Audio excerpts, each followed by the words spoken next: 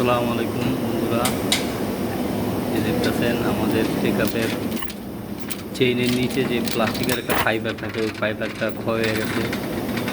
ফাইবারটা চেঞ্জ করা শেষ অলরেডি। এখন চেন কোপ্পা দিয়ে বসে দিছি, চেনও লাগান শেষ। মোটরে কানেকশন দিচ্ছি।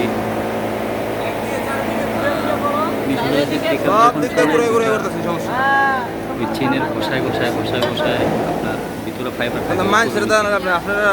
ফাইবার ক্ষয় হয়ে যায়। নাহলে ফাইবার যদি দেওয়া না থাকে তাহলে তো পুরা লোহাটাই ক্ষয় হয়ে যায়। ওই ক্ষেত্রে ফাইবারটা লাগানো যে লোহাটা ক্ষয় না হয়, তো ফাইবারটা লাগিয়ে দিচ্ছি, মোটরের লাইন দিচ্ছি।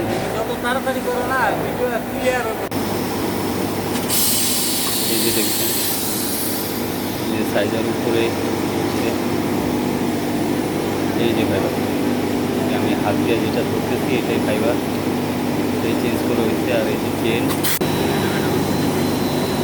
এই যে এখন দেখেন যে পিকআপ চলতেছে, এই পিকআপ ডাউন হয়েছে, চেনে পোশাক আছে ফাইবার।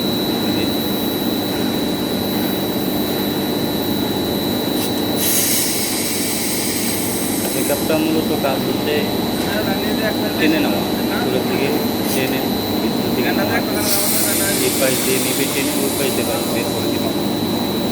যতই শক্তিশালী কিছু হোক, পিকআপ টান দিয়ে বের করে দেবে।